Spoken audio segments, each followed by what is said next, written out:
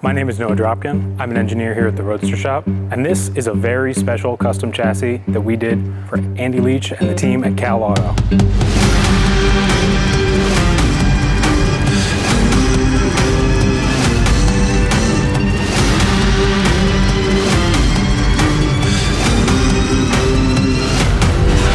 As you can see, this looks nothing like the average Roadster Shop chassis, and that's because it isn't. Eric Black and Andy Leach approached us with the concept for this whole car and really gave us free rein to do whatever we wanted. They gave us some great ideas to start with and a few small constraints, and this is what we came up with. This entire car is going to be custom built based on nothing more than a phenomenal set of ideas. And that is the kind of opportunity that comes along very rarely. Eric Black had the idea for this car that Andy will build the entire body by hand out of aluminum for. Eric and Andy decided that for this car, they really wanted a few certain things. Number one was a tube chassis. Number two was a Dion rear suspension. And the third was torsion bar springs. These are all things that are pretty far out of our regular wheelhouse, but certainly nothing we can't do. Eric and Andy gave us some great inspiration, some few sketches, some photos and drawings of 50s and 60s F1 cars and sports cars that we drew inspiration from for different details and some of the overall design aesthetic. At the start of this project, Eric gave us wheel and tire size, track width, wheelbase, a rough driver seating position, and a rough engine position, and that's about it. From there, we started by laying out the basic suspension geometry, working out from the inside chassis structure to the tire, and that's really how this all began to take shape. With a chassis this far outside of our norm, building the entire chassis becomes just as difficult a task as designing it. As the first tube chassis we've done in over a decade, pretty much everything had to be figured out from the ground up. We created one large fixture that went on top of one of our normal chassis building rotisseries that picked up the critical components, being the differential, the center transmission mount, and the front cross member, and then gave us a spot to hold these tubes in place while everything was tacked together. By etching a top view of the entire chassis onto this base plate, we could reference where everything should be in 3D space using only a square. One of the distinctive elements of this chassis compared to most tube frames you'd see today are the use of large diameter tubes with large radius bends. These are things that are found nowadays mostly on trophy trucks. But if you look back at photos of 50s and 60s sports cars and F1 cars, you'll see large tubes bent to nice soft radii that span the length of the chassis. This front suspension is a double wishbone, like most of the Roadster Shop production chassis. What's very different about it is that it uses torsion bar springs instead of coil springs, and that posed a huge packaging challenge. In order to get the wheel rate and wheel travel we needed out of a torsion bar spring, we had to use a very long torsion bar. And on a car this small, there isn't many places to put that. To solve that problem, we laid out the torsion bars along the car's center line and used a pull rod and rocker to package the whole system very compactly. If you look, the torsion bar actually goes inside of the rocker, which allows us to really shrink everything as much as possible. As part of packaging this suspension as compactly as possible, we managed to package the dampers down below the crank pulley of the engine, which really was the only place for them in such a tight design. This puts all of the critical loads directly into the rocker. You've got the damper, the spring, the pull rod, and the sway bar all very efficiently connect to the rocker and maintain an appropriate ratio all the way through travel. This pretty much let us package all of the springs and dampers into the smallest possible space and basically cradle the engine on all four sides. As you can see, there are these two main tubes that run down the center of the chassis, and they are wide enough that the engine can be dropped straight down out the bottom, which is a huge help for serviceability if the engine never needed to come out of the car. Eric, Andy, and the team will be basically building the entire body around the chassis, so making service easy for them now should pay dividends later. One of the conveniences that we wanted to bake in was the adjustment for the camber and caster of the front suspension. If you look back at photos of cars from that time, you'll often just see a single control arm mount with multiple holes for multiple different suspension mounting points. But that's not really very safe or strong. We really wanted to do eccentric adjustments on the upper control arm like we do on many of our suspensions, but looking at an eccentric would be kind of out of place on a car like this. To get around this, the entire eccentric is hidden behind this large flange washer, where typically you'd have a large washer inside of an even larger slot. The cam and slot are shrunken behind this flange washer. That allows us to adjust the suspension without ever having to see that slot or cam, and really helps maintain the aesthetic we're going for here. The beautiful thing about a project like this is that there are very few constraints on what you can do. And that comes from a machining perspective, a cost perspective, a fabrication and time perspective. It's really a blank slate. One of the things that we wanted to do was package a modern disc brake, but obviously on a car like this, nobody wanted to look at a modern caliper, which would be kind of out of place with the general aesthetic. There are lots and lots of disc brakes that are packaged inside brake drums for hot rods of all vintages, but that wouldn't look quite right here. So what we did instead was package a bare caliper inside of this faux drum and then use the whole thing as a giant fan to cool the brakes. Eric had the great idea to ventilate these on the outside so that through a wire wheel, you'd see that opening. By creating these scallops and adding these inner fins to the rotating outer brake cover, we actually move an incredible amount of air through the brake assembly and keep the brake, rotor, and caliper very cool. One of the challenges of this whole packaging was that between the inside face of the rear wheel and the outside face of the brake caliper, there was extremely little room. That meant that we had to find the narrowest caliper we could, and unsurprisingly, it came from our brake supplier, Bear. That allowed us the largest profile here for the scallops that make up the face of the brake cover, and really allows us that dramatic offset there. Along with all of these beautifully machined billet components, we wanted to bring some fabrication beauty into this. So while we machined a lot of the outboard suspension components, we took time and a lot of care to fabricate the entire chassis and really let our welders show off there. These control arm mounts are a very difficult piece to make, but really look like they would have if they were built 75 years ago.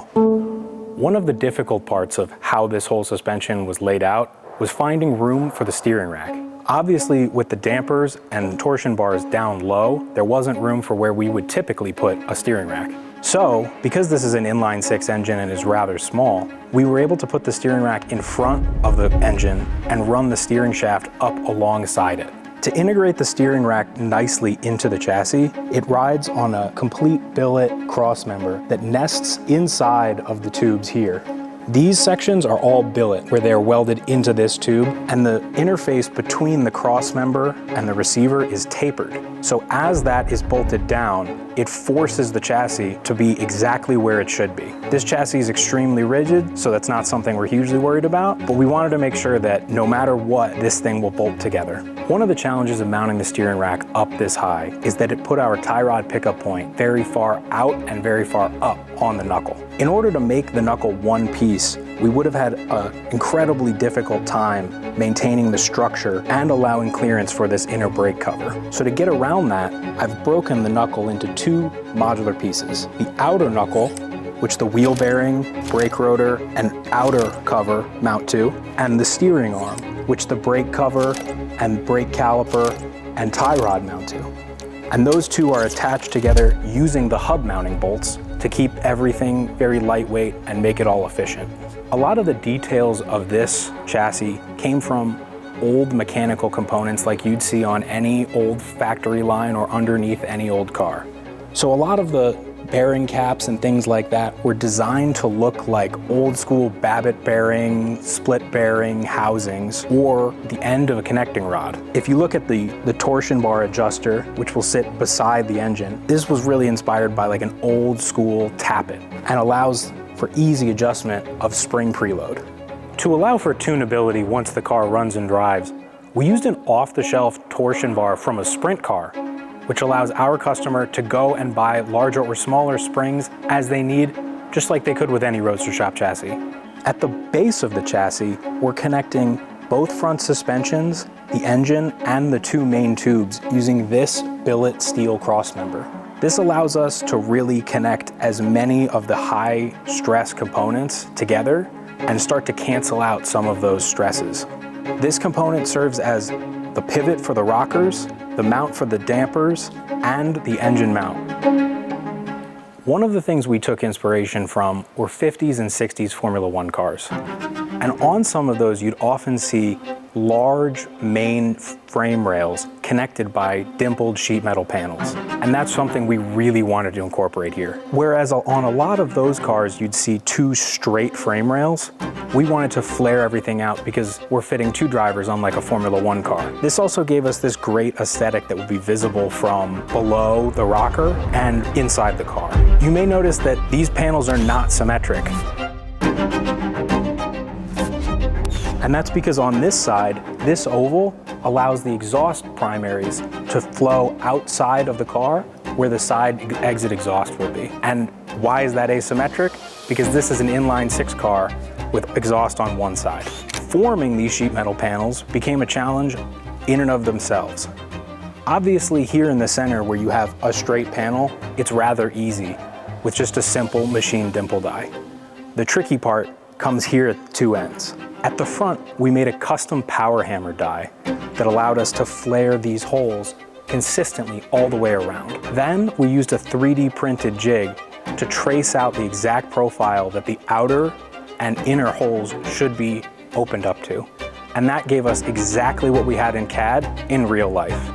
The rear sheet metal was a bit harder because by being a dual compound curve, we can't actually flatten this out in SolidWorks. So instead, we 3D printed an entire hammer form die, almost solid, that we then put a 16 gauge sheet metal piece over and used to work the shape into the final part. In order to avoid the part distorting as we formed it, the part was cut oversized, and then a final tracing die was 3D printed that we could cut to and get the exact shape we needed. The benefits of CNC bending and cutting every single tube in this chassis is that complicated sheet metal pieces like this fit just like they do in the 3D model.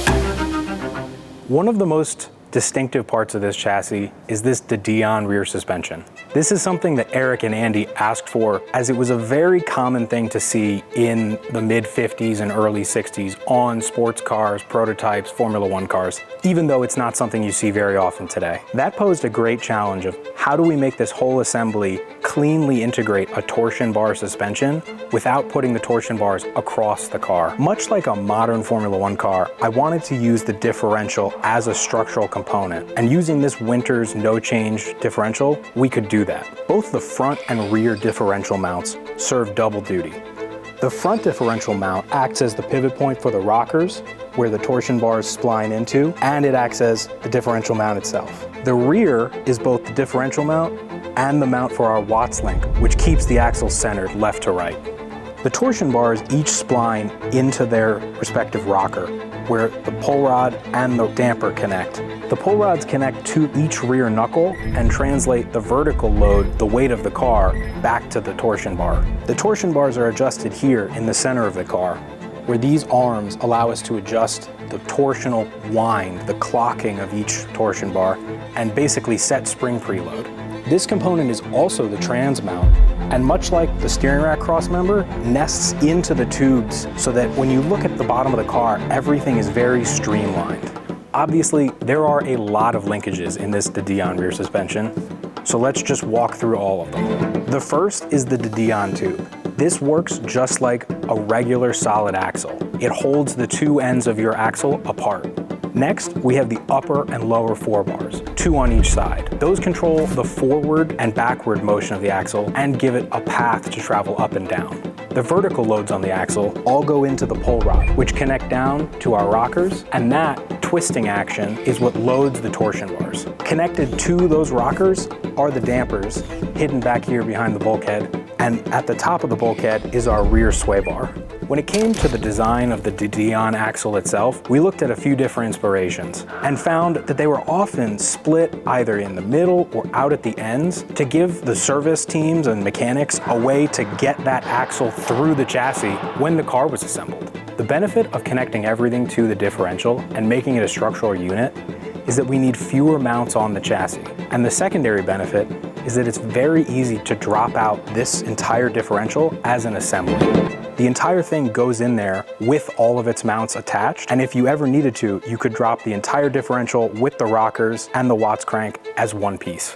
One way we try and make this a usable car for any day is by using modern components where we can, like this Winters differential, a modern CV axle, a modern wheel bearing, brake caliper, and replacement brake rotor disc, to build that serviceability and usefulness into this car. A lot of the design aesthetic of this car revolved around balance.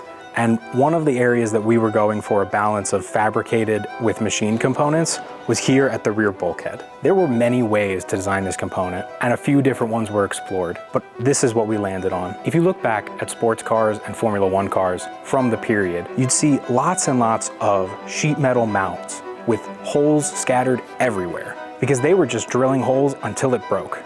We took a little bit more of an educated approach than that, but that was the ethos for this rear bulkhead. As part of the effort to mix billet and fabricated components on this car, the decision was made to fabricate this entire rear cross member. One of the cool things about a project like this is that you get to break the mold in so many different places. One of those was these upper and lower forebars. Instead of making every single linkage fabricated tube or machined aluminum bar with a hex in the middle of it, like you'd see on many photos of historic race cars, I wanted to create something where the threads were completely hidden and sealed off from any dirt or debris. Because the budget allowed us to get so creative in so many areas, this is one where we really stretched the limit. This entire assembly is machined. The outer and the nuts are machined from 17.4 stainless steel, with the center being machined out of aluminum. The nut seals the thread using an O-ring inside, which allows the entire assembly to stay completely sealed, and you can't see any of the adjustment mechanism.